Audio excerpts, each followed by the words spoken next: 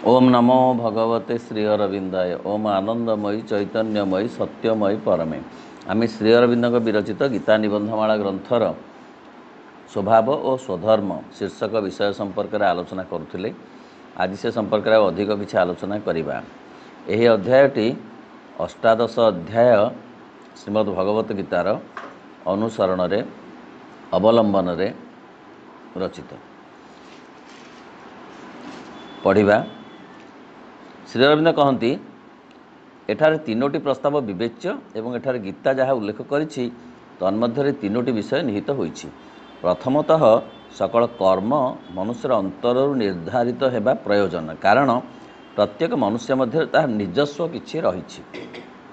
ताहार प्रकृतिर गोटे विशिष्ट धर्म और सहजात शक्ति रहिछि। ताहा ही ताहार आत्मार कर्मक्षम शक्ति। ताहा ही प्रकृति रे ताहार अंतरपुरुषंकर क्रियात्मक रूप सृष्टि करे।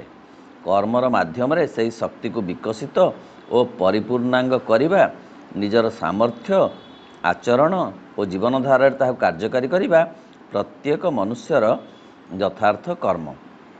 ताहा ही ताहार अंतर्जीवन और बहिर्जीवनर यथार्थ धारार निर्देशदान एवं एठारे ताहार क्रम विकासर सूत्रपात। तीनोटी कथा उपरे गीता गुरुत्व देइछि। एई मुख्य योग अध्याय। प्रथम कथाटी है प्रत्येक मनुष्यर जो कर्म करिवार व्यवस्था ताहा ता भितरु आसे। तार निजर किछि स्वतंत्रता अछि। किए कौ कर्म, किए कृषि कर्म प्रति आकृष्ट, किए शिल्प प्रति, किए संगीत प्रति, किए नृत्य प्रति, किए गवेषणा प्रति। सेटा हो तार आत्मार कर्मक्षम शक्ति। आत्मा सेही काम करिबा को आसीछि एवं सेही कर्म माध्यम रे से भगवान को आड़ को जीवा को व्यक्ति सत्ता को चाहिए। द्वितीय कथाटी है मोट उपर चारि श्रेणीर प्रकृति रही। पुनश्च गीतार उल्लेख अच्छी जे चारि श्रेणीर प्रकृति भेदरे मनुष्य माने विभाजित होई पारिबे पृथ्वी रे। किपरि से प्रकृति ना प्रत्येक श्रेणीर रही विशिष्ट कर्मधारा एवं कर्म और चरित्रर आदर्श विधि। प्रत्येक श्रेणी मनुष्यर उपयुक्त कर्मक्षेत्र निर्देश करे एवं ताहार बाह्य सामाजिक जीवन में तार कर्मधारार यथायथ परिवेश ताहार श्रेणी द्वारा निर्धारित होगा उचित। परिवेश रे मनुष्य जेकोसी कर्म करू पछके जदि ताहा ताहार सत्तार धर्म अनुजाई ताहार प्रकृतिर सत्य अनुजाई अनुष्ठित हुए ताहले सही कर्म को भगवत अभिमुखी करा जाई पारे। अर्थ कहले जे प्रथम कथाटी पर द्वितीय कथाटी देखिबा जे चारि श्रेणीर प्रकृति अछि। प्रत्येक श्रेणी भितर गोटे विशिष्ट कर्मधारा कर्म निर्वाचन करिबा आत्मा पक्षरे प्रथम कथा। कर्मटी को किपरि संपादन करिबा सेटा होछि द्वितीय कथा। खाली निर्वाचन करदेले हबनी, ताको किभଳି भाबरे कार्यकारी करिबा को हबो से होछि द्वितीय कथा। से कार्यकारी करिबा दिगरे अंतर्जीवन आ बहिर्जीवन दीटा जाकर गोटे समन्वय घटिब। अर्थ जनकर आग्रह अच्छी गीत गाइबा पई ताको कंठटी दिया जाइथिबो, कंठ माध्यम रे प्रकाश करिवो। जहार कृषि कर्म करने को आग्रह अच्छी ता भितर सेमिति गोटे प्रवणता थिबो, गोटे कार्यधारा थिबो जिभଳି शस्य क्षेत्र से निर्माण करि पारिबो।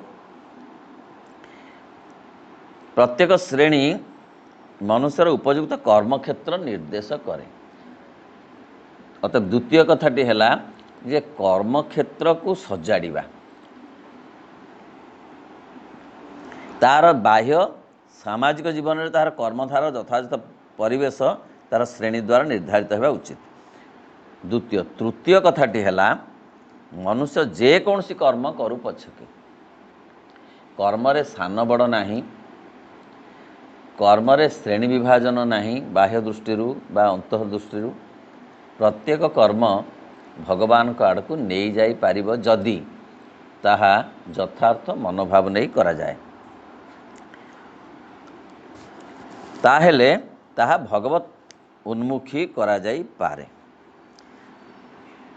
साधारण भाव में धारणा जे जी भगवानकर सेवा करुची, मठरे अच्छी मंदिर रे अच्छी, से सीधा सड़ख सेवा कार्य अच्छी भगवानकर, सी बोधे बेसी उन्नततर आत्मा। जी साधारण घरे काम करुची बा कौन सी ऑफिस रे काम करुची बा कौन सी फैक्ट्री रे काम करुची, सी बोधे निम्न स्तर आत्मा, कारण ताकू निम्न काम दिया है। काम रे निम्न उच्च किछि नाही। प्रत्येक कर्म जन को नहीं जाई पारे भगवान को आड़, एवं ताहा अध्यात्म मुक्ति और सिद्धि निमित्त फलप्रद उपाय स्वरूप हो पारे। जेमती आम देखीचु जैसे जो मोची जी कि जोता सिलाई करुले सी मध्य मुक्ति पाईगले, भगवत कृपा पाइले। खाली सी नुहे जी सिलाई करुले से जो चादर जो मुणी सब तैयारी करुले, तकिया खोल ये सब तैयारी करुले, से जन जन दाढ़ता भक्ति रे एमिति एमिति भक्त मानकर कथा अच्छी, जो माने कि बहुत उच्च स्तर कथा जे करना, क्लासिकल संगीत गाई ना, भितर कहीं क्लासिकल संगीतज्ञ नहांती, कौतरे दाढ़ता भक्ति रे साधारण कर्म करिसंती एवं से ता फल रे बा ता माध्यम रे से भगवान का आड़ को मध्य जाई पारिछंती। मनुष्यर व्यक्तिगत और सामाजिक जीवन साधारण धारा यही सकल नीतिर विरोधी बोली मने हुए, किंतु मनीष कौन गोटे सामाजिक जीव हिसाब से सामाजिक जीवन यापन करुवा बेले मनीष भितर गोटे एमती अच्छी हायरकी अच्छी सान बड़, जे ये हूँ बड़ काम, उच्च स्तर काम, भल काम, ये हूँ साधारण काम। तेणु भगवान के पाखक साधारण काम करी जाई हब ना, एमती गोटे धारणा अच्छी। प्रकृत में से धारणा भूल, कारण यह निस्संदेह जे आम मानक बाह्य प्रयोजन विधान और आईन अतीव गुरुतर भार बहन करने को पड़े। आम मानकर आत्मप्रकाश जो आवश्यकता रही, आम मानकर सत्य व्यक्तित्व और आम मानकर सत्य आत्मा, आम मानकर अंतरतम स्वभावगत जीवनधारार विकास जो प्रयोजनीयता रही, ताहा पारिपार्श्विक अवस्था समूह द्वारा प्रतिनियत बाधा प्राप्त हुए, व्याहत हुए, निजर गतिपथर विच्युत हुए, जत सामान्य सुजोग लाभ करे। प्रकृत में सामाजिक परिवेश रे आमे बहुत बाधा विरोधर सम्मुखीन हो। एक कर्म क्षेत्र रे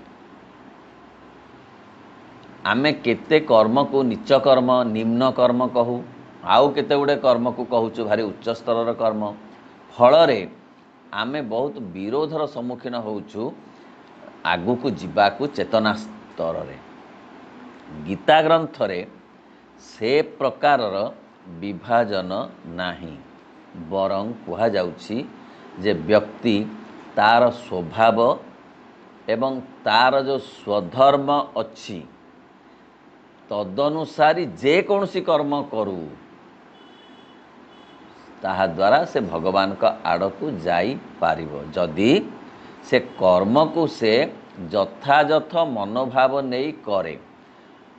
यथायथ मनोभाव कौन ना, ताहा जदि निस्वार्थपर भाव में करा जाई पारे, ताहा जदि भगवान कर सेवा भाव में करा जाई पारे, ताहा जदि भगवान को समर्पण करा जाई पारे, ताहा जदि भगवान कर कार्य बोली चिंता करा जाई पारे, ताहा जदि भगवान कर संतोष विधान करुछि बोली कि जड़े भाभी पारे, एमती एमती द्वारा कर्म बड़ नुहे यही भावना गुड़िक ताकू नहीं जाई पारिबो भगवान को आड़कू। से जदि रोषेई भी करू, रोषेई कर्म मध्य जन को नहीं जाई पारिबो भगवान का आड़कू, प्रोवाइडेड से जदि भगवान को पाई रोषेई करुछि, मते भगवान ए कामटी देइचंती, मु खुशी रे ताहा करिवि, ताहा समर्पण करिवि भगवान को, कर्म करि सारी सबु काम को से भाव में गोटे मानसिकता ର ପରିବର୍ତ୍ତନ ରେ ଚେତନାର ପରିବର୍ତ୍ତନ ହେଇପାରିବ କର୍ମ ମାଧ୍ୟମ ମାତ୍ର। ଯତ୍ସମ ଜୀବନ, ରାଷ୍ଟ୍ର, ସମାଜ, ପରିବାର ସକଳ ପାରିପାର୍ଶ୍ୱିକ ଶକ୍ତି ଯେପରିକି ଆମମାନଙ୍କର ଆତ୍ମାକୁ ଦାସତ୍ୱ ଶୃଙ୍ଖଳରେ ବାନ୍ଧି ରଖିଛି। ହଉନି, କାହିଁକି ହଉନି ନା ଆମକୁ ଜୀବନ ବଡ଼ ସଂକୁଚିତ କରିଦେଇଛି। ଆମର ସାମାଜିକ ଜୀବନ, ପାରିବାରିକ ଜୀବନ ଆମ ବ୍ୟକ୍ତି ସତ୍ତାକୁ ସଂକୁଚିତ କରିଦେଇଛି। ଛୋଟ କାମ ବଡ଼ କାମ ଅଛି, ଏଇ କାମ କରୁଛି ଏମିତି ହେଲାନି, ସେ ତୁଳନା କରିକି ସେ ଏମିତି କାମ କରୁଛନ୍ତି, ଏମିତି କାମ କରୁଛନ୍ତି। ପରିବାରରେ ବିରୋଧ ଅଛି, ସାମାଜିକ ଜୀବନରେ ବିରୋଧ ଅଛି, ରାଷ୍ଟ୍ରୀୟ ଜୀବନରେ ବିରୋଧ ଅଛି। କ'ଣ? ଏ କର୍ମ ନିର୍ବାଚନ ଦ୍ୱାରା ଛୋଟ କାମ, ଇଏ ବଡ଼ କାମ। ସମାଜ, ପରିବାର, ପାରିପାର୍ଶ୍ୱିକ ଶକ୍ତି ଆମମାନଙ୍କର ଆତ୍ମାକୁ ଦାସତ୍ୱ ଶୃଙ୍ଖଳରେ ବାନ୍ଧି ଦେଇଛି।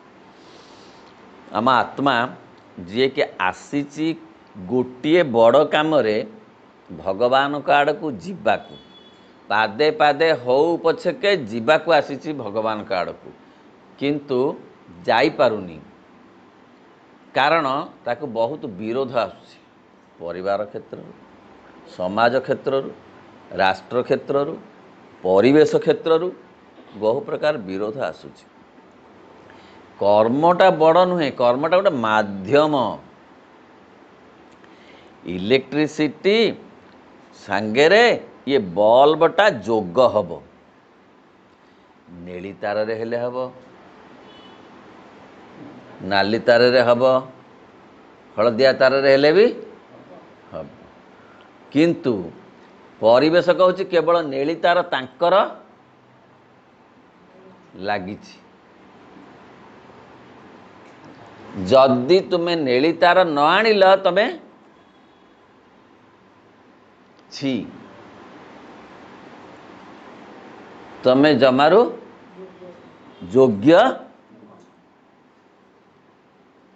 ଆରେ ବାବୁ, ନେଳି ତାରରେ ବି ଇଲେକ୍ଟ୍ରିକ ଯିବ,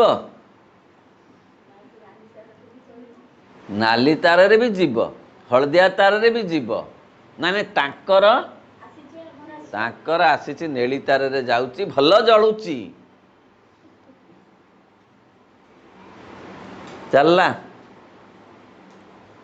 ଚାଲିଲା ତ ଆଉ କ'ଣ ମ?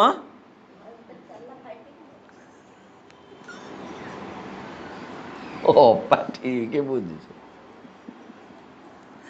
ସେ ଏଇ ଯୋଉ କଥା ବର୍ତ୍ତମାନ ଚାଲିଛି। ଗୀତା ଏ କଥା କହୁନାହିଁ। ଗୀତାର ମର୍ମବାଣୀ ନ ବୁଝିଲେ ଜୀବନ ତତ୍ତ୍ୱ ବୁଝି ହେବନି। ଗୀତା ଖାଲି ଭାଷ୍ୟ କଲେ ହେବନି, ତାର ଭିତରକୁ ଭେଦ କରିବାର ଅଛି। ଆମମାନଙ୍କୁ ବଳପୂର୍ବକ ସେମାନଙ୍କର ଭଙ୍ଗୀରେ ଗଠନ କରୁଛି। ଆମକୁ ସମାଜ ତା ଛାଞ୍ଚରେ ପକାଇ ଦେଉଛି, ପରିବାର ତା ଛାଞ୍ଚରେ ପକାଇ ଦେଉଛି। ଆମର ନିଜର ବୋଲି ଗୋଟିଏ ଛାଞ୍ଚ ଆଉ ନାହିଁ। ରାଷ୍ଟ୍ର ମଧ୍ୟ ତାହା ସେମାନଙ୍କର ଗତାନୁଗତିକ ସ୍ୱାର୍ଥ ଓ ସ୍ଥୂଳ ସାମାଜିକ ସୁବିଧାର ମାଧ୍ୟମ ସ୍ୱରୂପ ଆମମାନଙ୍କୁ ବ୍ୟବହାର କରୁଛି। ଏହା ଫଳରେ ଆମ୍ଭେମାନେ ଗୋଟିଏ ଯନ୍ତ୍ରର ଅଂଶ ହୋଇଥାଉ। ଆମେ ଯନ୍ତ୍ର ହେବା ପରିବର୍ତ୍ତେ ତା ଭିତରେ ଗୋଟିଏ ପେଚକ, ସେଇ ଯେଉଁ କଣ୍ଟା ନଟଟିଏ ହେଇଯାଉଛୁ। ଯନ୍ତ୍ର ହେବା ପରିବର୍ତ୍ତେ ଏଡ଼ିକିଟିଏ ନଟ ହେଇକରି ସଂକୁଚିତ ହେଇ ରହୁଛୁ। ଆମମାନେ ଯେ ଯଥାର୍ଥରେ ମନୁଷ୍ୟ, ପୁରୁଷ, ଆତ୍ମା, ମନୋମୟ ଜୀବ, ଅମୃତର ପୁତ୍ର, ଆମମାନଙ୍କର ସତ୍ତାର ବିଶିଷ୍ଟ ସିଦ୍ଧିର ପୂର୍ଣ୍ଣତମ ବିକାଶ କରିବାକୁ ଏବଂ ଏହାକୁ ମାନବ ଜାତିର ସେବାରେ ନିୟୋଜିତ କରିବାକୁ ଆମମାନେ ଯେ ସମର୍ଥ, ଏସବୁ ପ୍ରକୃତ ପକ୍ଷେ ଆମ୍ଭେମାନେ ଆୟତ୍ତ କରିପାରୁନାହୁଁ ବା ଆମମାନଙ୍କୁ ଆୟତ୍ତ କରିବାକୁ ସୁଯୋଗ ମିଳୁନାହିଁ। ମନେ ହୁଏ ଯେପରି ଆମମାନେ ନିଜକୁ ଗଠନ କରିପାରୁନାହିଁ ଆମମାନଙ୍କୁ ବାହାରର ପ୍ରଭାବ ଗଠନ କରୁଛି। ଅଥଚ ଆମମାନେ ଯେତେ ଜ୍ଞାନ ପଥରେ ଅଗ୍ରସର ହେଉ ସେତେ ଗୀତାର ସୂତ୍ରଟିର ସତ୍ୟତା ମନରେ ଜାଗ୍ରତ ହେବାକୁ ବାଧ୍ୟ। କିନ୍ତୁ ଗୀତା ଗ୍ରନ୍ଥ ଏକ ବ୍ୟାବହାରିକ ଗ୍ରନ୍ଥ, ତାକୁ ଯଦି ଜଣେ ପଢ଼େ, ଅନୁଶୀଳନ କରେ, ତାହେଲେ ସେ ନିଜକୁ ଆଉ ଟିକେ ଦୃଢ଼ କରିବ, ଏ ସମସ୍ତ ବିରୋଧକୁ ସେ ଅତିକ୍ରମ କରିବ, ତେବେ ଯାଇ ପ୍ରକୃତରେ ଜୀବନର ସାର୍ଥକତା ତାର ଆସିବ। ପ୍ରକୃତରେ ସେ ହେଉଛି ଜଣେ ମନୁଷ୍ୟ ବୋଲି ଭାବିବ, ସିଏ ଆତ୍ମା ବୋଲି ଜଣେ ଭାବିବ ନିଜକୁ, ସିଏ ଗୋଟେ ମନୋମୟ ଜୀବ, ସିଏ ଅମୃତର ପୁତ୍ର, ଏଇଭଳି ନ ଭାବିଲେ ପାରିବାରିକ, ସାମାଜିକ, ରାଷ୍ଟ୍ରୀୟ ଏବଂ ପରିବାରଗତ ପ୍ରଭାବ ଦାବି ଦେବେ। ଜମାରୁ ଉପରକୁ ଉଠିବାକୁ ବା ଉପରକୁ ଉଠିବା ମାନେ କ'ଣ, ଭଗବାନଙ୍କ ଆଡ଼କୁ ଯିବାକୁ ଦେବେ ନାହିଁ।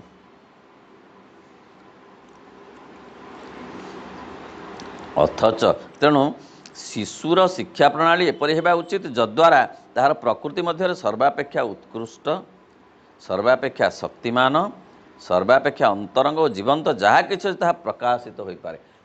ପିଲାଟି ଦିନରୁ ସେଇଭଳି ଭାବରେ ତାର ଯେଉଁଥିରେ ଆଗ୍ରହ ଅଛି, ଅହଙ୍କାର ନୁହେଁ, ତାର ଯେଉଁଥିରେ ଆଗ୍ରହ ଅଛି ଭଗବାନଙ୍କ ଆଡ଼କୁ ଯିବାକୁ, ତାକୁ ସେ ସୁଯୋଗ ପରିବାର, ସମାଜ, ରାଷ୍ଟ୍ର, ପରିବେଶ ଦେବା ଉଚିତ। ଏପରିକି ଭଗବାନଙ୍କ ପାଖରେ ସମସ୍ତେ ଶିଶୁ, କେହି ଭଗବାନଙ୍କଠୁ ବଡ଼ ନୁହେଁ। ଅତଏବ ଆମେ ଯାହାକୁ ବଡ଼ ବୋଲି କହୁଛୁ ମାନେ ବୟସ ଦୃଷ୍ଟିରୁ ଶିଶୁ ନୁହେଁ, ଯେଉଁ ବୟସ ଦୃଷ୍ଟିରୁ କିଶୋର ହେଉ, ଯୁବକ ହେଉ, ସେମାନେ ମଧ୍ୟ ଶିଶୁ। କାହା ପାଖରେ?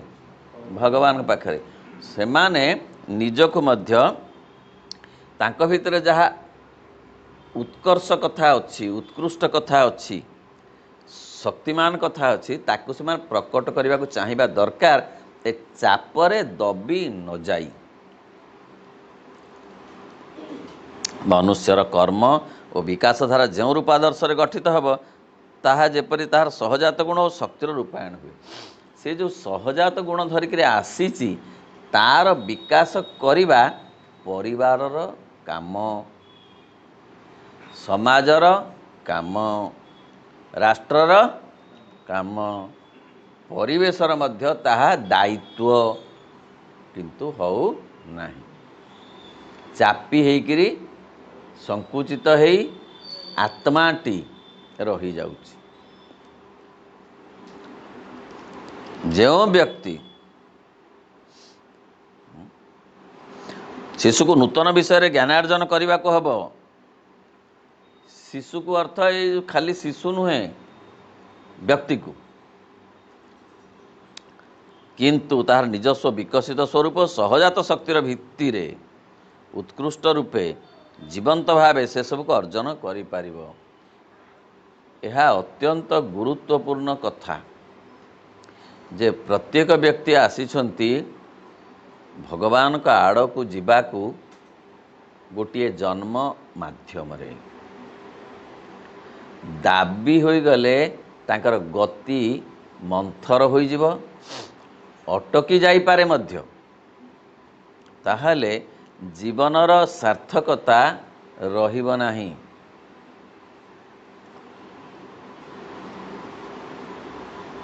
ସେହିପରି ମନୁଷ୍ୟର କର୍ମ ମଧ୍ୟ ତାହାର ସ୍ୱଭାବର ଧାରା, ଈଶ୍ୱରଦତ୍ତ ଶକ୍ତି ଏବଂ କ୍ଷମତା ଦ୍ୱାରା ନିର୍ଣ୍ଣିତ ହେବା ଉଚିତ। ତାହେଲେ ମଣିଷର କାମଟା ତିନି ପ୍ରକାରରେ ନିର୍ଦ୍ଧାରିତ ହେବା ଦରକାର। ଏକ ନା ସ୍ୱଭାବର ଧାରା, ତାର ଯେଉଁ ସ୍ୱଭାବ, ସ୍ୱଧର୍ମ ଅଲଗା। ଧର ଅଗ୍ନିର ସ୍ୱଧର୍ମ ହେଉଛି ସିଏ ଜଳିବ ବା ଆଲୋକ ଦେବ, ଜଳର ସ୍ୱଧର୍ମ ହେଉଛି ଓଦା କରିବ, ବାୟୁର ସ୍ୱଧର୍ମ ହେଉଛି ଶୁଖେଇବ। ଏ ସ୍ୱଧର୍ମ। ସ୍ୱଭାବ ହେଉଛି ତ୍ରିଗୁଣାତ୍ମିକା ପ୍ରକୃତି। प्रकृति किए रजगुण संपन्न अधिक, किए तमगुण संपन्न, किए सत्वगुण संपर्क संपन्न। से जी जो गुण धरिकी आसी प्रकृति अनुसारे स्वभाव अनुसारे ताकू ही से मूल करी मध्य जाइपर।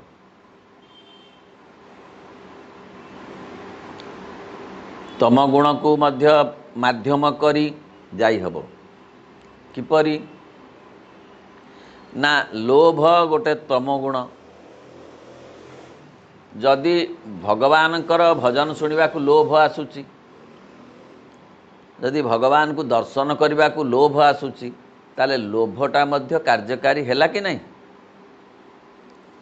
ना क्रोध, हाँ क्रोध एक तामसिक गुण, मात्र ताहा जदि निजर तामसिक गुण उपरे प्रयोग करा जाए,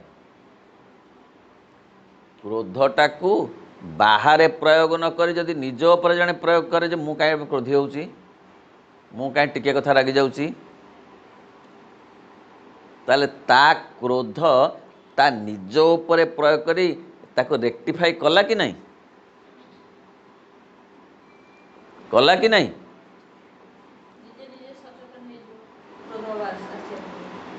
ताहले तार क्रोधटा कार्यकारी हैला कि नहीं? क्रोध होउची होउची बोले छाड़ी देले कौन हबो? तेणु जीए जो स्वभाव, कहीं ना स्वभाव पूर्व जन्म रू आसी थाए, जीए जो भाव रे स्वभाव रे शरीर छाड़ी थाए, से सही स्वभाव नहीं पुनर्बार पाखापाखि आसी थाए। शांत स्वभावर, उग्र स्वभावर, क्रोधी स्वभावर शरीर छाड़ला बेलू जो स्वभाव जे अनुसार अच्छी रेक्टिफाई हैला नहीं, आज इट इज रहीगला, पुणी से आसब ना नहीं, जीव कुआड़े एक्स स्वभाव पुनर्बार आउ थे देह धरिकी देले एक्स आसब, स्वभाव गुड़ाक आसब, से गुड़ाक नष्ट हुए नहीं मृत्यु द्वारा। वर्तमान जो व्यक्ति यही परी स्वाधीन भाव में विकास लाभ करिपारिबो, से जीवंत पुरुष मनुष्य हो उठिबो। जीए जीए से जो स्वभाव हो, से सही स्वभाव को पाथेय करी माध्यम करी मध्य अग्रगति करी पारिबो, प्रोवाइडेड बाह्य चापरे दबी न जाई। क्रोध को अन्य उपरे प्रयोग न करी निज उपरे प्रयोग कले उपकार पाइला। लोभ को वर्तमान आम मैंने आहरी स्पष्ट भाव देखा पाओ जे नीति केवल व्यक्ति बा व्यष्टि पक्षर नुहे, मात्र समाज और जाति पक्षर समष्टिगत आत्मा समष्टिगत मानव पक्षर मध्य सत्य। केवल व्यक्ति नुहे, गोटे समाज मध्य विकसित हो तार स्वभाव को माध्यम करी, कहीं ना व्यक्ति को नहीं समाज, व्यक्ति जदि श्रृंखलित होईगला, निर्लोभ होईगला, अक्रोधी होईगला, ताल समाज तो बड़े परिवर्तन हो जिवो। समाज बोली कौन अच्छी कि श्री अरविंद बारंबार कहिछंती जे अतीत रे समाज उपरे गुरुत्व दिया जाई, व्यक्ति उपरे गुरुत्व दिया जाउ नथिला। मात्र आधुनिक जुगरे उल्टा कथा है, व्यक्ति उपरे गुरुत्व दिया जिबा उचित, कारण व्यक्ति हेउछि समाजर यूनिटी एकक। व्यक्ति को नहीं समाज, समाज को नहीं व्यक्ति नुहे। साधारण भाव में कहा जाए ए समाज बदलिले व्यक्ति बदलिबो, समाज बदलिले नुहे, व्यक्ति बदलिले समाज बदलिबो।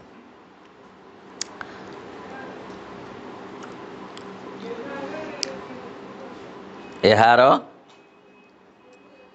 कहा जाई पारे चारोटी वर्ण और सेमानंकर कर्मधारा संबंध रे द्वितीय मंतव्यटी आहरी अधिक तर्कर विषय कहुपर अतिमात्रा सरल और वास्तव एवं जीवनर बहुमुखिता मानव प्रकृतिर गठन योग्यतार विशेष विचार करना यार तत्व निजस्व मूल्य जहाँ हो पछके बाह्य समाज व्यवस्था यह स्वधर्मर समस्त नीति विरोधी गतानुगतिक आचार अत्याचार परिणत किंतु बाहर रूप पश्चात यार एपरी एक गभीरतर अर्थ रही जहाँ यार उपयोगिता विषय सन्देहर विशेष कारण है। तेणु बाहर सबू कथा बहिर्जीवन को नहीं संगठित नुहे किसी अंतर्जीवन को मध्य गुरुत्व दबा दरकार।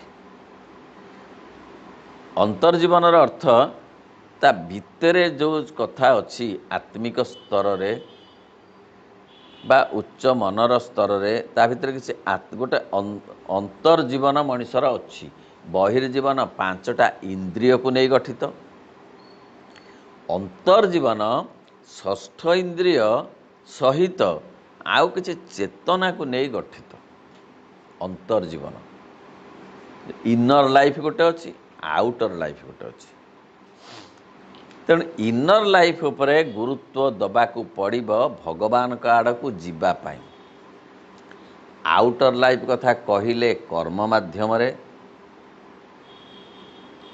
जहाँ को जो कर्म जी जो कर्म करने को आसी तार आत्मा चॉइस करिछि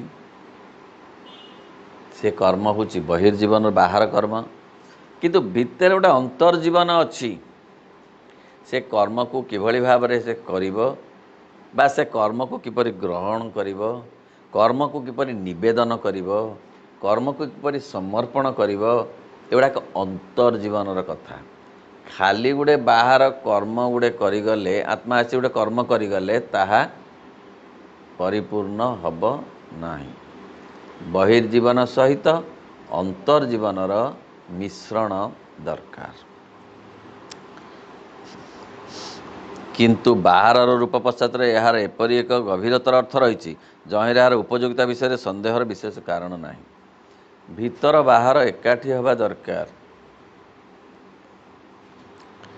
जेवं जदि आम मैंने प्रस्ताव को प्रत्याख्यान करूँ तथापि तृतीय प्रस्तावटर साधारण सार्थकता बजाय थाए जदि आमे दीटा जाक कथा उपरे गुरुत्व न दऊ तथापि तृतीय कथाटी अच्छी कौन ना तृतीय कथाटी हूँ से किभली भाव रे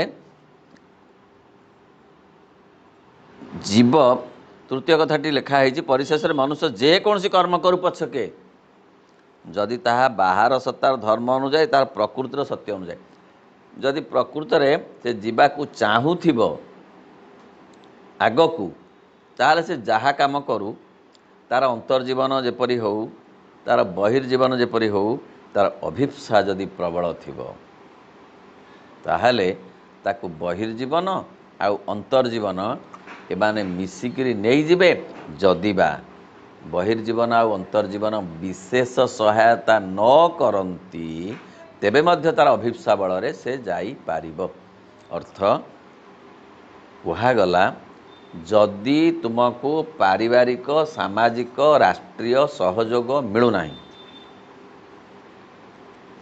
बहिर्जीवन विकास करने पाई ओ अंतर्जीवन विकास करने तथापि तमें आग को जापर केतेबेले ना जदि अभिप्सा प्रबल थिबो ताहले मध्य जाई पारिबो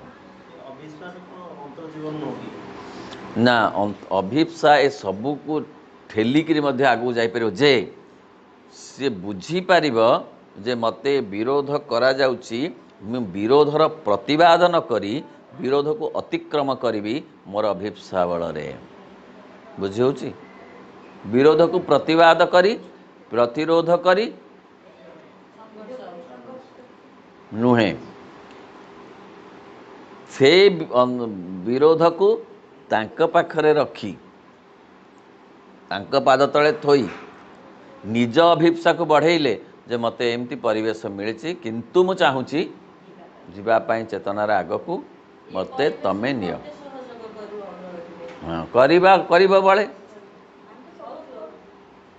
बहिर्जीवन आ अंतर्जीवन चापरे चापी न जाई अभिप्सा को बड़ करी अतिक्रम करने ताहले मध्य जाई हब सहयोग हेल्ले तो बहुत भल बहिर्जीवन सहयोग है भल अंतर्जीवन सहयोग है भल ता सांगे अभिप्सा मिसला आउरी भल नहेला जदि ताहले व्यक्ति दबी जीव नाही कारण जीवन गोटे प्रचुर और बहुविध सुजोग स्वरूप दि जाइछि भगवान का आड़ को जीवा जेकोसी कारण संभव नहला ताहले जीवन वृथा होइगला तेणु अति कम रे अभिप्सा रखा पड़ो जे एते सत्वे मु आग को जीवी क्या बुझा कहो एते एते बांक दे मते जीवाकू हब जीविनी नुह मु तो जापारे ना मत जीवाकू हब जीवन रे मनुष्यर कर्म और वृत्ति जहाँ हो पछके जदि ताहा अंतरर भाव द्वारा निर्धारित होता है किंबा जदि से ताकू निजर प्रकृतिर आत्म अभिव्यक्ति रूपे ग्रहण करे ताहले सेहीपरि कर्म को से तार निजर उन्नति और आंतरपूर्णता लाभ करने निमित्त एक विशेष उपाय परिणत करे जीए ताकू जहाँ कहू बा जीए विरोध करू सी अग्रगति करि पारिबो चेतना रे जेकोसी काम करू जी ताकू से कामटा ठीक नुहे भूल निम्न स्तर काम छी छी कहू पछे से बुझा दरकार जे यही काम मत ही आगु को नब कारण मोर अभिप्सा अच्छी मोर लक्ष्य होउची जीवाकू एगुड़ा माध्यम गुड़ाक मत जो माध्यम मिली मत कौन मिलना डाक्तरी विद्या मिली माध्यम ता माध्यम जीवी मत शिक्षकता मिली ता माध्यम जीवी किसी ना गोटे घर काम मिली ता माध्यम जीवी जी जहाँ कहू पछे जहाँ होना कहीं जदि व्यक्ति तार स्वाभाविक कर्तव्य कर्म यथार्थ मनोभाव सह संपादन करे जदि ज्ञानोन्नत मन द्वारा ताहाकू संस्कृति संपन्न करे अंतरस्थ भगवान के उद्देश्य साधन निमित्त कर्मर विनियोग करे विश्व मध्य प्रकाशित ब्रह्म उद्देश्य संपादन करे अथवा निजर स्वाभाविक कर्मरु मानव समाज मध्य भगवान का अभिप्राय साधन सचेतन उपकरण रूपे प्रयोग करे ताहले से एपरी कर्मधारा को उच्चतम अध्यात्म सिद्धि और मुक्ति दिगरे अग्रसर होबार उपाय रूपांतर कर पारिबो बुझीगला ताहले आमे कौन करिबु ना करबा काम होउची जे जहाँ हो ना कहीं से कहले जहाँ हो अंतर्जीवन के बहिर्जीवन जहाँ हो जदि से व्यक्ति जनक स्वाभाविक कर्तव्य कर्म कर्तव्य भाव करे कर्तव्य अर्थ निष्काम कर्मर अन्य नाम कर्तव्य निष्काम कर्म पाइबार लालसा नहीं यथार्थ मनोभाव सहित जो से काम टी करुए ताकू जहाँ काम मिली तार आत्मा जहाँ निर्वाचन करिछि जो काम करबा पाई जदि ज्ञानोन्नत मन द्वारा ताकू संस्कृति संपन्न करे ताकू टिके मार्जित करे खाली कामटा बड़ नुहे ताकू टिके मार्जित स्पर्श देवा दरकार चेतना मार्जित हेले कर्मटा भी मार्जित हो मार्जित गोटे सब गोटे कामटे कले ताको आउ टिके पुणी गोटे मार्जित रुचि मार्जित चिंता रे कर्मटा कले आउ टिके ताहा भल हेबनी कर्तव्य कर्म मु आछंती बंधु कर्तव्य बंधु आछंती ताको टिके टिके आउ टिके मार्जित रुचि तेणु ता संगे मिसवा दरकार कर्तव्य सहित टिके रुचि मार्जित रुचि मिसे आउ कौन हम ना अंतरस्थ भगवान को उद्देश्य साधन निमंते कर्मर विनियोग करे कहीं कर्म कर क्या ना आत्मार विकास पाई ମୋତେ ଏ କାମଟା ଦିଆଯାଇଛି not to please others, not to get the praise, ପ୍ରଶଂସା ପାଇବାକୁ କାମ ଦିଆଯାଇନି, ଦିଆଯାଇଛି ଏହା ଭଗବାନଙ୍କର କାର୍ଯ୍ୟ ଭାବିକି ଦିଆଯାଇଛି। କାରଣ ମୁଁ ଆସିଛି ଭଗବାନଙ୍କ ଆଡ଼କୁ ଯିବାକୁ ଅର୍ଥ କ'ଣ? ଖାଲି ମନ୍ଦିର ଆଡ଼ିକି ଦୌଡ଼ିବ ସକାଳୁ ଭଗବାନଙ୍କ ଆଡ଼କୁ ଯାଉଛି, ସେଇଆ ନୁହେଁ। ଆତ୍ମା ଆଡ଼କୁ ଯିବାର ଅନ୍ୟ ନାମ ଭଗବାନଙ୍କ ଆଡ଼କୁ ଯିବା, ନିଜ ଆତ୍ମା ଆଡ଼କୁ ନିଜେ ଯିବା। ଆମେ ଆତ୍ମା ଠାରୁ ଦୂରେଇ ଯାଇଛୁ। କିଏ ଦୂରେଇଛି? ଅହଂ। ମନ, ପ୍ରାଣ, ଶରୀର ଏମାନେ ଆତ୍ମା ଠାରୁ ଦୂରରେ ରହିଯାଇଛନ୍ତି। ମଝିରେ ଗୋଟେ ଗଲ୍ଫ ଭଳିଆ ଅଛି। ଗଲ୍ଫ ନା ଉପସାଗର। ହେଲେ ସେ ଉପସାଗରକୁ ପାରି ହେବାକୁ ପଡ଼ିବ, ଆଜି ନହେଲେ କାଲି। ଯିଏ ଆଜି ପାରି ହେବାକୁ ଚାହିଁଲା ସେ ହେଉଛନ୍ତି ପ୍ରକୃତରେ, ମା କହୁଛନ୍ତି ସେ ହେଉଛି ଅସଲ ବ୍ୟକ୍ତି, ଯେ ବୁଝିପାରିଲା ଯେ ମୋତେ ଆଜି ହିଁ ପାରି ହେବାକୁ, ମାନେ ଇଚ୍ଛା କରିବାକୁ ପଡ଼ିବ, ମୋତେ ପାରି ହେବି। ଯିଏ କହିଲା ମୋର ପାରି ହେବା ଦରକାର ନାହିଁ, ତାକୁ ପାରି ହେବାକୁ ପଡ଼ିବ, ଦିନେ ନା ଦିନେ, ଏ ଜନ୍ମରେ ନ ହେଉ ଆର ଜନ୍ମରେ, 5 ଜନ୍ମରେ। ନାନ୍ୟପନ୍ଥା ବିଦ୍ୟତେ ଅୟନାୟ। କ'ଣ ହେଇ ସେ ପାରି ହେବ ନା, ଯେତେ ସେ ପଛେଇ ଭିଡ଼ି ହେଇ ରହିବ, କ୍ରାସିଂ ସର୍କମଷ୍ଟାନ୍ସେସ୍ ଆସିବ, ମାଡ଼ ହେବ। ସେଥିପାଇଁ ସେ କହୁଛନ୍ତି ଯେ ତମେ ଆଗକୁ ଯାଅ, ସେ ଗଲ୍ଫରେ ସେ କହିଲେ ମୁଁ ନେଇଯିବି, କିନ୍ତୁ ଆଗ୍ରହୀ ହୁଅ ଗଲ୍ଫ ପାରି ହେଲେ ଆତ୍ମାରେ ପହଞ୍ଚିବାକୁ, ନହେଲେ ତାରେ ମାଡ଼ ବସିବ ଜୋର, ବାଧ୍ୟ ହେଇକିରି ଯିବ। ସେ ଯାଏଁ ଅପେକ୍ଷା କର ନାହିଁ, ତମେ ଡେଲିବରେଟଲି କୋଲାବରେଟ୍ କର, ଭଗବାନଙ୍କ କୃପା ଉପରେ ନିର୍ଭର କର, ଆଶ୍ରୟ କର ତାଙ୍କୁ, ସେ ତୁମକୁ ଆତ୍ମାରେ ପହଞ୍ଚାଇ ଦେବେ। ଏ କର୍ମ ଗୋଟେ ମାଧ୍ୟମ। Don't try to please others, don't try to please your self, but try to please the divine always. ଆମେ ଆସିଛୁ ଆମ ଆତ୍ମାରେ ପହଞ୍ଚିବୁ। ରବୀନ୍ଦ୍ରନାଥଙ୍କର ସେ କବିତା, ନିଜ ପାଖେ ଯାଇ ନିଜେ ପହଞ୍ଚିବା ସବୁଠାରୁ ବେଶୀ ଦୂର, ସବୁଠାରୁ କଷ୍ଟ ନିଜ ଲେଖା ଗୀତେ ନିଜେ ସଜେଇବା ସୁର। ସବୁଠୁ କଷ୍ଟ ନିଜ ପାଖରେ ନିଜେ ଯାଇ ପହଞ୍ଚିବା। ଚନ୍ଦ୍ରରେ ପହଞ୍ଚି ହୁଏତ ହେଲାଣି, ମାତ୍ର ନିଜ ପାଖରେ ନିଜେ ପହଞ୍ଚିବା ସମ୍ଭବ ନୁହେଁ। ଅସମ୍ଭବ ନୁହେଁ, କଷ୍ଟକର କଥା, କଷ୍ଟକର କଥା। କିନ୍ତୁ ଯଦି ଆମେମାନେ ଏଠାରେ ଏହାକୁ ଏକ ସ୍ୱୟଂ ସମ୍ପୂର୍ଣ୍ଣ ଅର୍ଥସୂଚକ ପୃଥକ ଉଦ୍ଧୃତି ରୂପେ ବିଚାର ନ କରୁ, କିନ୍ତୁ ଯେପରି କରିବା ଉଚିତ, ସମଗ୍ର ଗ୍ରନ୍ଥଟିରେ ବିଶେଷତଃ ଶେଷ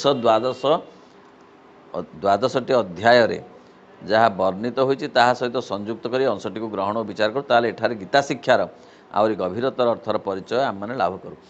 ଗୀତା ଶିକ୍ଷା 18 ଅଧ୍ୟାୟ 3 ଭାଗରେ ମୁଖ୍ୟତଃ ବିଭକ୍ତ। 6 ପ୍ରଥମ 6ରେ କେବଳ କିଛି ଘଟଣା ଆଉ ଆତ୍ମାର କଥା ଅଛି, କିଛି ବିବରଣୀ ଅଛି। ଦ୍ୱିତୀୟ ଅଧ୍ୟାୟରେ ଯେଉଁ 12ରୁ ଭକ୍ତି ଅଛି ଏବଂ ଗୁଣ ଅଛି, କିଛି ବିଭାଜନ ଅଛି, ଶ୍ରେଣୀ ବିଭାଜନ କିଛି ଅଛି ଗୁଣ ଭିତ୍ତିରେ, ଗୁଣତ୍ରୟ ଏବଂ ତ୍ରିଗୁଣାତୀତ ହେବାର କଥା ଅଛି। 12ରୁ ଆଉ 13ରୁ ଯେଉଁ 18 ପର୍ଯ୍ୟନ୍ତ ସେଥିରେ ଅଛି ପ୍ରକୃତରେ ମୁକ୍ତି ବା ମୋକ୍ଷର କଥା ଅଛି, କିଭଳି ଭାବରେ ତାହା ଘଟିବ ସେ କଥା ବର୍ଣ୍ଣିତ ହୋଇଛି। ସକଳ ବିଷୟ ଭଗବାନଙ୍କର, ବାସୁଦେବଙ୍କର ପ୍ରଚ୍ଛନ୍ନ ଅଭିବ୍ୟକ୍ତି, ଯତଃ ପ୍ରବୃତ୍ତିର୍ଭୂତାନାଂ ୟେନ ସର୍ବମିଦଂ ତତ୍ତ୍ୱମ୍, ଅର୍ଥ ସବୁ ଭଗବାନଙ୍କର। ଏଇ କଥାକୁ କନଭିନ୍ସ କରାଇବା ପାଇଁ ଜଣେ ଗୀତା ପଢ଼ୁଥିବା ଲୋକକୁ, ଗୀତା ଶୁଣୁଥିବା ଲୋକକୁ, ଗୀତା ଚର୍ଚ୍ଚା କରୁଥିବା ଲୋକକୁ ବୁଝେଇବା ପାଇଁ ଏଇ କଥା ଶେଷ ଆଡ଼କୁ କୁହାଯାଇଛି ଯେ सबु स्थान रे अछंती भगवान, सर्वत्र से विद्यमान एवं अंतर रे और जगत रे विराजित अविनश्वर को प्रकट करिबा, विश्वात्मा सहित युक्त होई वास करिबा, चैतन्य ज्ञान संकल्प प्रेम और अध्यात्म आनंद रे उन्नति लाभ पूर्वक परमोत्तम भगवान सहित एकत्व प्रतिष्ठा करिबा, व्यक्तिगत प्राकृत सत्ता को अपूर्णता और ज्ञान मुक्त करिबा एवं भागवत शक्तिर कर्म साधन सचेतन जंत्र ताकू परिणत करिबा एवं उच्चतम अध्यात्म प्रकृति मध्य वास करिबा, यही सिद्धि ही मनुष्यर अधिगम्य एवं अमृतत्व मुक्ति लाभ निमित्त यह ही प्रयोजनीय विधा। एतिकी काम करने को मनुष्य आसी कौन सी काम ना अंतर रे आ जगत रे माने भितरे आउ ये जो प्रातिभाषिक जगत रे भी भगवान अछंती, भितरे अछंती बाहरे अछंती, वस्तुरे अछंती परिवेश रे अछंती, भगवान सर्वत्र विद्यमान ओमनी प्रेजेंट हेले प्रथम काम है अविनश्वर को प्रकट करिबा। अविनश्वर माने जे क्षय होती ना, आत्मा मरे नहीं, सरे नहीं, सुखे नहीं, पोड़े नहीं, किछि सेहीपरि ए विश्वरे जो परिव्याप्त भगवत्ता से मरे नहीं ना, गछरे भगवान अछंती ना, हाँ ना गछ तो मरी जाउची ना, गछ मरु भगवान गछ मरीगले मरते नहीं ना, मनीष मरीगले नहीं, मनीष मरीगले जमती आत्मा विद्यमान, गछ मरीगले मध्य सेमती गछर आत्मा विद्यमान, तेणु से हेले अविनश्वर बाहरे एवं भितरे विश्वात्मा सहित युक्त होई वास करिबा। ए विश्व आत्मा सहित युक्त हवा गीतारे कुहा जाइछि, नहेले से दशम आउ एकादश अध्याय अर्जुन आगरे कहि न थान्ते। से पर्यंत दशम आउ एकादश अध्याय पर्यंत से विश्व कथा बेसी कहि नाहंती, व्यक्ति कथा बेसी कहउछन। दशम अध्याय रे विभूति जोग माध्यम रे से विश्वर कथा कहले, हिमालय कथा कहले, गंगा नदी कथा कहले, अश्वस्थ वृक्ष कथा कहले, ऋषिमान कथा कहले, से सबु कथा ता भितरे कहीगले। एपरिकी कहले हे अर्जुन खाली एतिकी नुहे, मो मध्य वंचकर द्यूत क्रीड़ा, वंचक माने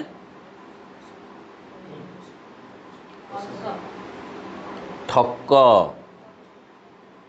प्रवंचक, द्यूत क्रीड़ा जो पशा खेल ठकामीर खेल, मु मध्य ताहा खाली कौन हिमालय गंगा नदी, मु शस्त्र मध्य एमतिका अस्त्र एमतिका, मु शस्त्री भितर दासरथी, मु होची वृष्णिवंशे वासुदेव, मु मध्य वंचकर द्यूत क्रीड़ा, मु सबू किछि, मु तामसिक, मु राजसिक, मु मध्य सात्विक। सेहीपरि एकादश अध्याय रे से देखैदेले तांकर स्वरूप सर्वत्र विद्यमान, फल रे कोदे विश्व आत्मा सहित निजको जोड़िबाकू पड़िबो, अर्थ विश्व प्रकृति सहित एकात्म हवाकू पड़िबो। यही कथा आमे जेते चेष्टा कले बुझी पारिबानी कि बुझेई पारिबानी, कारण आमर से चेतना आसी नाही। केतेबेले आसीबो, आत्म आविष्कार हेले, निजर आत्मा पाखरे आमे पहुँचिले, से आत्मा आमको विश्व आत्मा सहित जोड़ी दब। କ'ଣ କହିଲି? आत्मा आविष्कार कले से आत्मा ही विश्व आत्मा सहित आमको जोड़ीदेव। आत्मा आविष्कार नहला पर्यंत विश्व आत्मा सहित आमे जोड़ी होई रही परिबा नाही।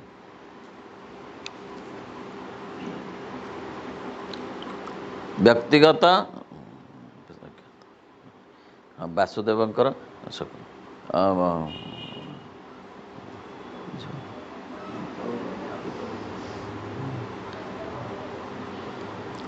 ज्ञान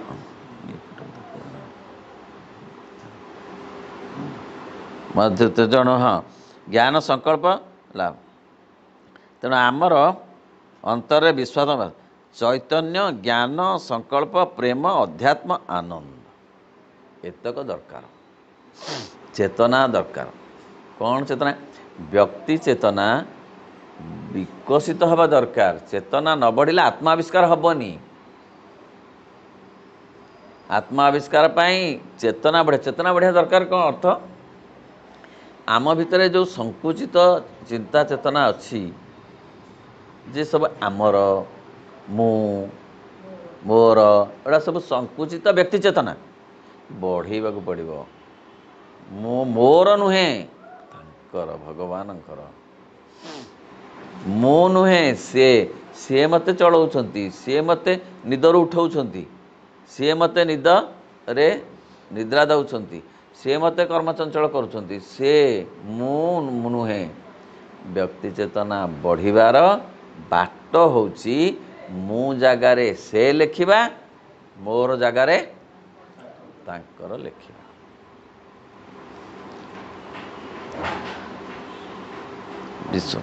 चैतन्य चेतना ता अर्थ चैतन्य बढ़िबो। ज्ञान ज्ञान अर्थ कौन ना तांकरी संपर्क ज्ञान।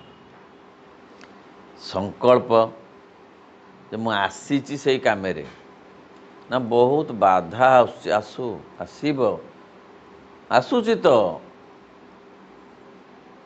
मु लहड़ी भांगी ना लहड़ी मते भांगिब मु आउ लहड़ी निश्चय रहिबु।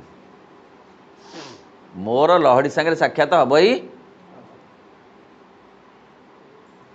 ना मु तो पाठ चक्र को जाऊँगी लहड़ी कहीं आसंता लहड़ी देढ़ ही जाता है ना देढ़ ही हेनी बेसी जोर रे बरं। वर्तमान प्रश्न होची मु लड़े की भांगी ये लहरी की ना लहरी मते भांगीदेव। Choice is yours.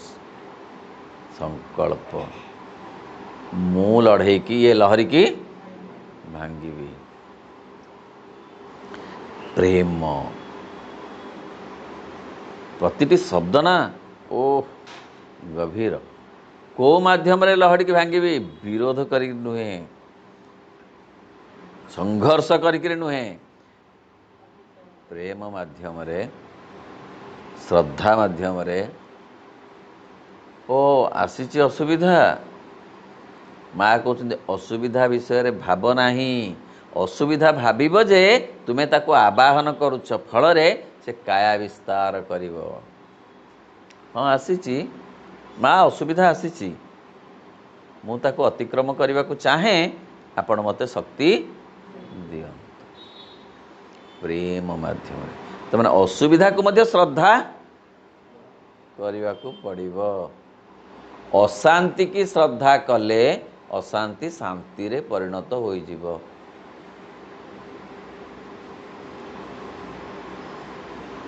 अशांति की श्रद्धा कले अशांति काया विस्तार न करी बरं संकुचित होई होई ता शांति रे परिणत हो जिवो। ताले प्रेम माध्यम रे हैला ना संघर्ष माध्यम रे हैला? अध्यात्म आनंद हाँ कौन है ओह मु तो भगवान का आड़क जाऊँगी दिने तांको निश्चय देखा हब। ओह कौन अच्छी हाँ हाँ कष्ट पड़ुची पड़ू हाँ बहुत बांक बुली बुली जीवाक होउची हाँ होउची किंतु आनंद अच्छी जे मु तांको दिने देखिबी मु तांका कथा सुनिबी। ओह से आनंद तुमको अतिक्रम करे दबारे सामर्थ्य दब। कवि कौन लिखिले ना सुख आसे भोल सरवे एकाले सुख तो भवे क्षणिक किए से न जाने सुख ठारू सुख आशारे सुख अधिक। ठीक ना। आज चारि गोड़िया अच्छी भाई हसुले ए नाई मो चारि गोड़िया कथा नहीं मुझे कहली एमती ना सकाळु किंतु चारि गोड़ियार जो आनंद सत्य खाइबार एते नहीं। आज जीवी से जीवी से सब देखा है सम्मुख बंधु बांधव फंक्शन हम सत्य फंक्शन देखला बेलू किए गोटे झुंटी पड़ा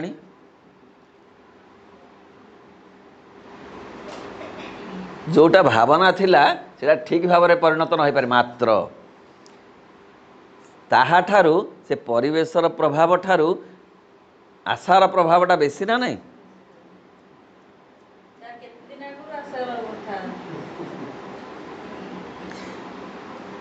अध्यात्म आनंद आउरी बेसी आज पाठचक्र हम आज माँ आसवे आज मु तांकु सी मते देखिबे मु तांकु सी मते देखिबे आज बहुत भल लगुच ता ना हूँ सकाळु जदि भल लगुच कौ दिन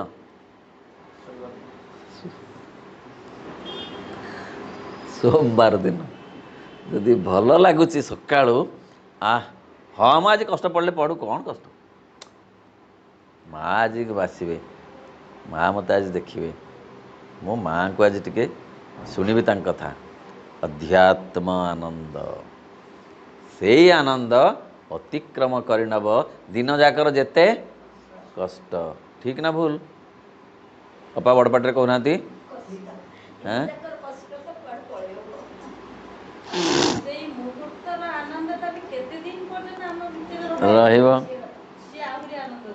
तेणु अध्यात्म आनंद रे उन्नति लाभ पूर्वक परमतम भगवान सहित एकत्व प्रतिष्ठा करिवा एमती एमती बागरे तांको सहित एकात्मता आसीबो। आउ थरे कहिदबा कौन करिवे ना आम भितरे जो अविनश्वर अछंती तांको प्रकट करिवा विश्व आत्मा सहित जोग करिवा अर्थ चेतना बढ़ेइबा ता सहित आमर ज्ञान जे भगवत ज्ञान से विषय रे आमे सचेतन हवा संकल्प करिवा जे आगो को जीवी जीवी लहरी भांगिक जीवी प्रेम माध्यम रे लहरी भांगिबी एवं अध्यात्म आनंद रे आनंदित होई मु आगो को जीवी ताहाको एही सिद्धिर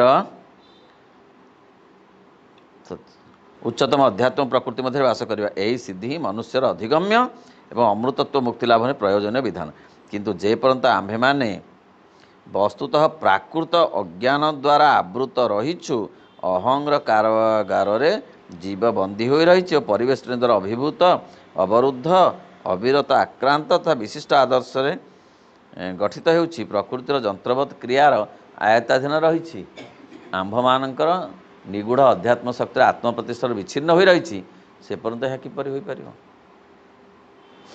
तेणु आमे वर्तमान को अवस्था अच्छु ना आमे अच्छु वर्तमान प्राकृत अज्ञान ये प्राकृत जगत प्राकृत मान प्रकृत नुहे प्राकृत प्रातिभाषिक जो अज्ञानता मु रे अच्छु मोर मोर रे अच्छु से भितरे रहीछु अहंकार कारागार रे बंदी हो रही आमे परिवेष्टनी द्वारा अभिभूत हो रही परिवेष्टनी द्वारा आमे आक्रांत परिवेश द्वारा आमे जंत्रणा रे जर्जरित अभिभूत आमे आमे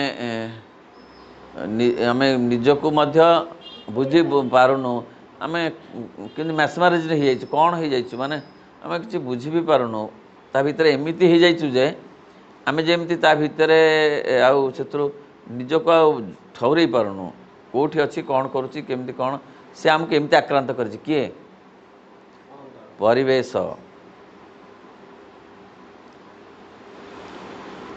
अवरुद्ध होइछु आमे आ अविरत आक्रांत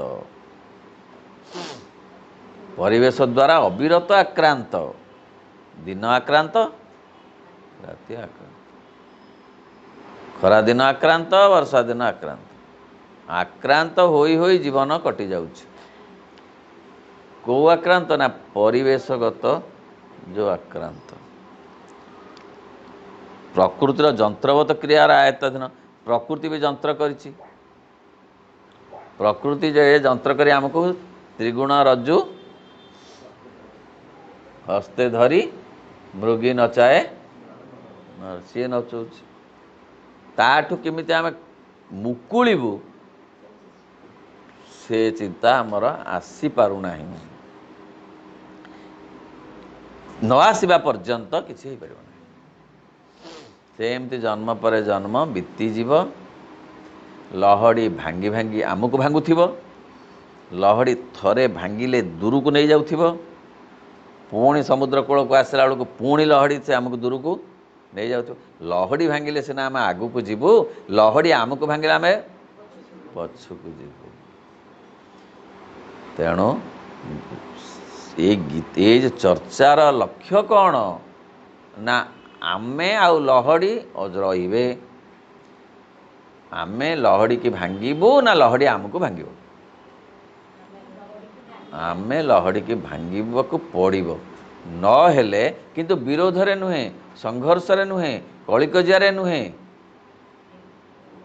प्रेम रे अध्यात्म आनंद रे अध्यात्म आनंद आसिले लहड़ीर बल कमी जीवो क्या अध्यात्म आनंदर से सामर्थ्य अच्छी लहड़ीर जो बल को कमे दबार संघर्षर सामर्थ्य नहीं संघर्षर काम हो बढ़े दब लहड़ीर बल को बढ़े दब बरं अध्यात्म आनंद जे हाँ हाँ मु जाऊँगी तो जीवी कौन हैला हैला हैला मते परिवेश मिली